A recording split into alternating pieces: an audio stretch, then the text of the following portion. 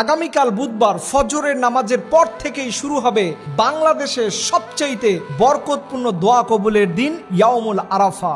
এই আরাফার দিনের দোয়াই হলো সব থেকে দামি দোয়া। এই আগামীকালকের আরাফার দিনে এই একটা দোয়া যদি আপনি মাত্র 7 বার পড়ে আল্লাহর কাছে কোনো কিছু চাইতে পারেন, আল্লাহ তাআলা আপনার সকল চাওয়া পাওয়াগুলোকে আগামী দিনের দোয়ার মাধ্যমে কবুল করেন। এই সুবর্ণ সুযোগ 365 দিনে মাত্র আপনি একবার পাবেন। কেউ এটা মিস করবেন না, সবাই এই দোয়াটা পড়বেন। এবং এই দোয়াটা সহি হাদিস থেকে প্রমাণিত, এমন কোনো নবী নাই যে ইয়াউমুল আরাফার দিনে তারা এই দোয়াটা করেন নাই। এবং এই দোয়াটাই আরাফার ময়দানে গিয়ে হাজী সাহেবরা সবসময় পড়তে থাকেন।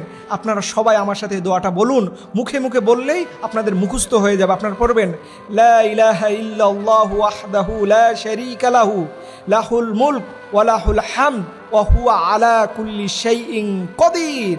আগামীকালকে কোরআন তেলাওয়াত করেন, আগামীকালকে দান সাদাকা করেন। এর চাইতে দামি আমল হচ্ছে এই দোয়াটা পড়া আর আল্লাহর কাছে বলা।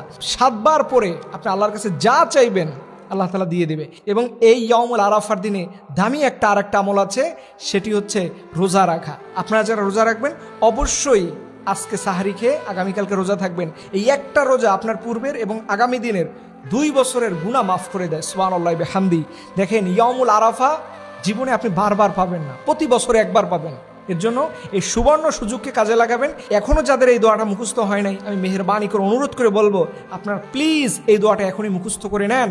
এই দোয়ার চাইতে দামি কোনো দোয়া আল্লাহর জমিনে আগামীকালকের জন্য হতে পারে না, এবং সারা পৃথিবীতে কোনো দিনই হতে পারবে না। এর জন্য আবার বলছি, আপনারা সবাই আমার মুখে মুখে উচ্চারণ করে দোয়াটা শিখে নেন। লা ইলাহা ইল্লাল্লাহু ওয়াহদাহু লা শারীকা লাহু লাহুল মুলক ওয়া লাহুল হামদ ওয়া হুয়া আলা কুল্লি শাইইন কদির। এই দোয়াটা পড়ুন, আপনার কপাল খুলে যাবে। আল্লাহর কাছে যা চাইবেন আল্লাহ তাআলা সেটাই আপনাকে দিয়ে দেবে। আল্লাহ রাব্বুল আলামিন যেন আগামীকালকের ইয়াউমুল আরাফাতে আমাদের বেশি বেশি দোয়া করার তৌফিক দান করে। সকল